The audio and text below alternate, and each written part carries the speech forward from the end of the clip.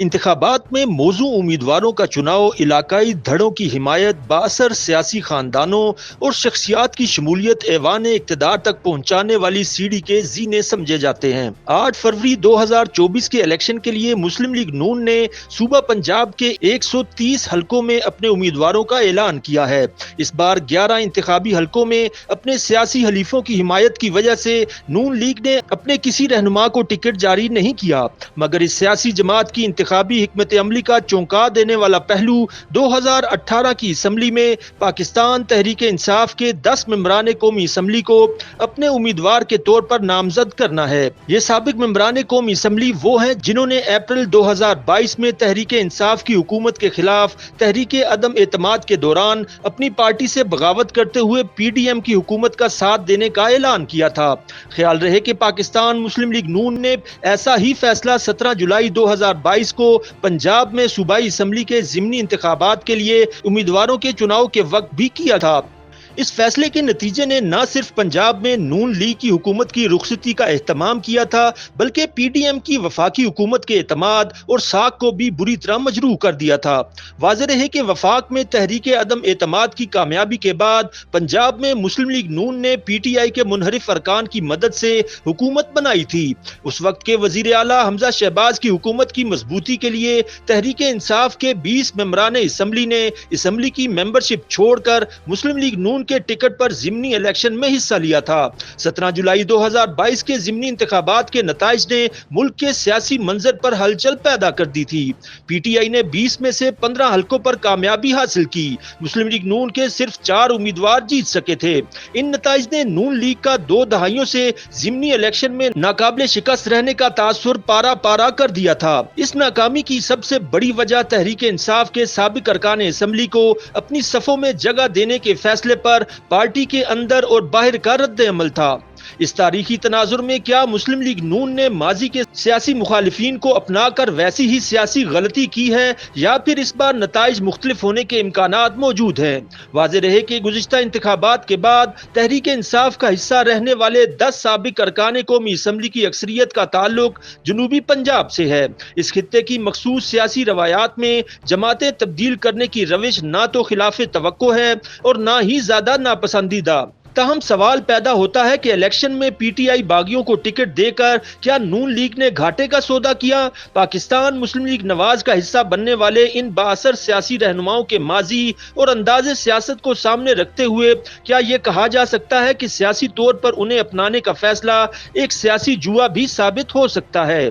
مبصرین کے مطابق 2013 کے انتخابات میں مسلم لیگ نون کو پنجاب سے 136 نشستیں حاصل ہوئی تھیں، جو کہ 2018 میں آدھی سے بھی کم ہو کر 60 رہ گئیں۔ پچھلے الیکشن میں اس جماعت کو سینٹرل پنجاب کی نسبت جنوبی پنجاب سے بہت کم سیٹیں مل پائیں، اسی لیے وہ پی ٹی آئی کے منحرف اراکین کی شمولیت کو پنجاب سے ماضی کی نسبت بہتر نتائج کے لیے استعمال کرنا چاہتی ہے۔ پنجاب کے ان 10 انتخابی حلقوں کے گزشتہ نتائج اور موجودہ سیاسی صف بندی کا تجزیہ نون لیگ کی سیاسی اور انتخابی حکمت عملی کو سمجھنے میں مدد دیتا ہے۔ مسلم لیگ نواز نے جن امیدواروں کو ٹکٹ دیا ہے ان میں سے 4 کے انتخابی حلقے تبدیل کر دیے ہیں۔